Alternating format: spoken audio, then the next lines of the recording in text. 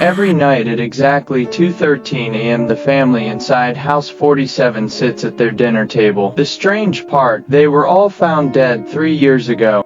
Daniel moved into a quiet town after getting a remote job. The neighborhood looked normal during the day. Children played outside. Neighbors smiled politely, but one house stood different. House 47, old wooden walls, broken windows, a porch light that flickered every night. The strange thing was people avoided looking at it. One evening, Daniel asked an old shopkeeper about the house. The old man froze, then whispered, "If you hear the meeting, lock your doors." Daniel laughed nervously, but that night at exactly 2:13 a.m., he heard plates clinking. From House 47, Daniel looked outside his bedroom window. The lights inside House 47 were on. A family sat around the dining table. A father, a mother, a little girl, smiling, not moving, just staring at each other. Daniel felt uneasy. Then suddenly, the little girl slowly turned her head toward the window. Toward him, her smile stretched wider than humanly possible. Daniel stepped back in fear, but curiosity pulled him closer again. When he looked outside, the family was gone, the lights were off, and written on the foggy glass of his window were the words, "Join us for dinner." Daniel stumbled backward, breathing heavily. Then he heard something behind him, a plate being placed on his kitchen table.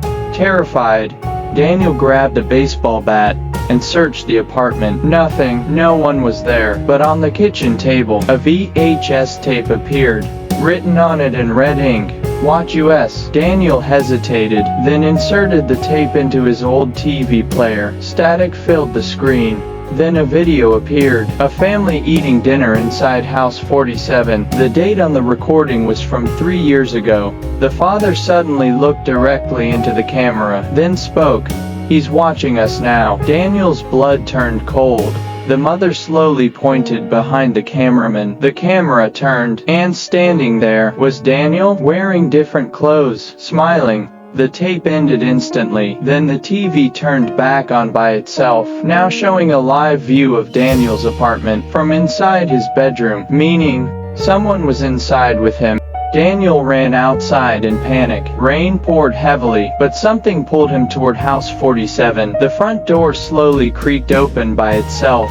Inside smelled like rotten food. The dining table was covered with dusty plates, but the food looked fresh, still warm. Then, footsteps upstairs. Slow, heavy. Daniel followed the sound. Every wall inside the house was covered with family photographs, but in every picture, the faces were scratched out, except one, Daniel's face. His photo looked newer than the others. Underneath it were the words, "Next family member."